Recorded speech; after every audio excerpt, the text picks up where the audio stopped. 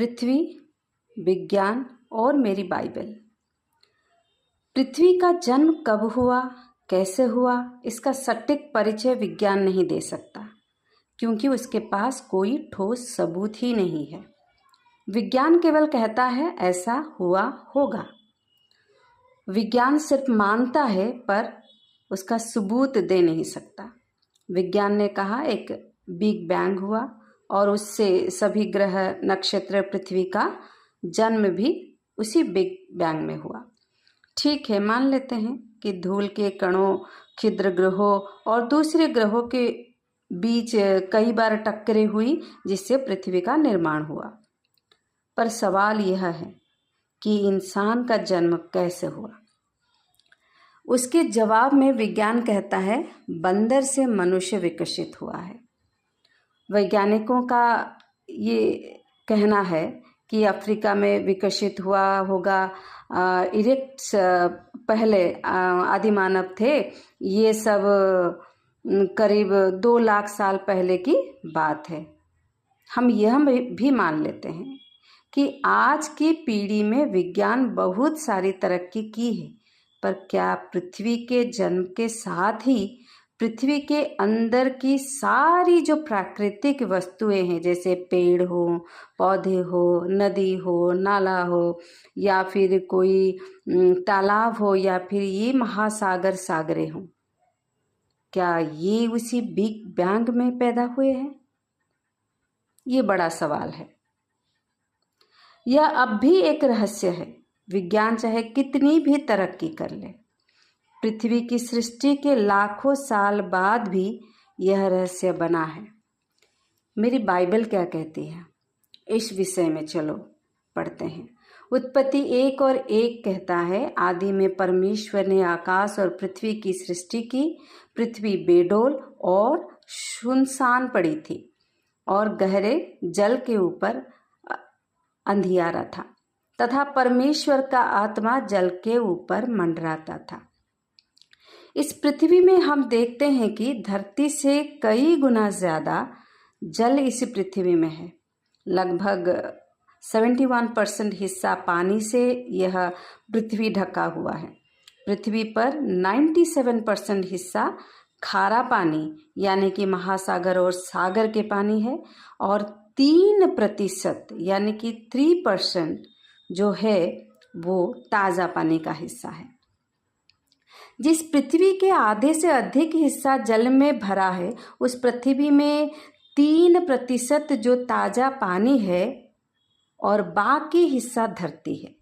अगर हम गहराई से सोचें, यह पृथ्वी केवल पानी का गोला है और उसके बीच में धरती के छोटे छोटे भाग जैसे एक ही सागर पर तैर रहे हैं।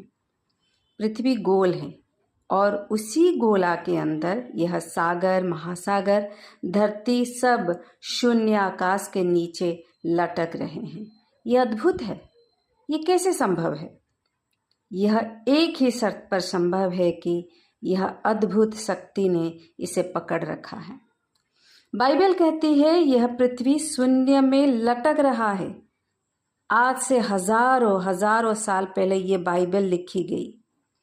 अगर हम पुरातन नियम को देखेंगे, पुरातन नियम में इसका सबूत है कि ये जो पृथ्वी है शून्य में लटक रहा है।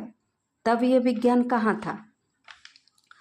वो अद्भुत शक्ति और कोई नहीं, हमारा परमेश्वर है। वही परमेश्वर जो अद्भुत, अदृश्य, अगम्य है, जिसकी शक्ति के बल पर यह पृथ्वी खड़ा है।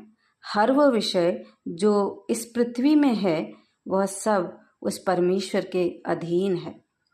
वही परमेश्वर का आत्मा जो जल में मंडराता था, वही परमेश्वर का आत्मा इस समग्र ब्रह्मांड का निर्माता है, जिसके बोलने मात्र ही समस्त संसार का जन्म हुआ।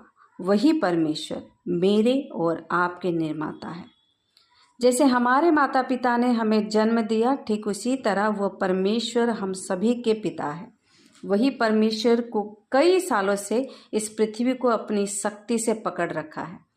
उसके ज्ञान का वर्णन कौन करेगा? नीति वचन 2 और उसके 6 में अगर हम देखेंगे, वचन कहता है बुद्धि यहोवा परमेश्वर देता है, समझ की बातें उसके मुख से निकलता है। संसार का वर्णन केवल वे लोग ही समझ सकते हैं जिस व्यक्ति को परमेश्वर का ज्ञान प्राप्त हो, जिसने उसके ज्ञान को ढूंढने की इच्छा की है, सिर्फ वही उसे पा सकता है। विज्ञान ने चाहा इस दुनिया की काया बदलने की, जो हम इस समय देख सकते हैं। इस दुनिया की तरक्की को जब हम देखते हैं तब हमें विज्ञान की परिभाषा समझ आती है। ठीक उसी तरह जो परमात्मा परमेश्वर की खोज में उसी लगन से अगर हम देखें, वह ज़रूर उस परमेश्वर को ढूंढ निकालेगा। परमेश्वर की आत्मा हमारे अंतर में है, पर उसे पहचानने की इच्छा चाहिए। अगर ढूंढोगे तो पाओगे। अगर अब भी सोचते हो कि जिस परमात्मा को किसी ने अभी तक देखा नहीं, ये वचन उन युवाओं के लिए है जो अभी ज्ञान से पूरे भरे हुए हैं, विज्ञान से भरे हुए हैं और परमेश्वर को मानते नहीं है, सिर्फ उनके लिए है।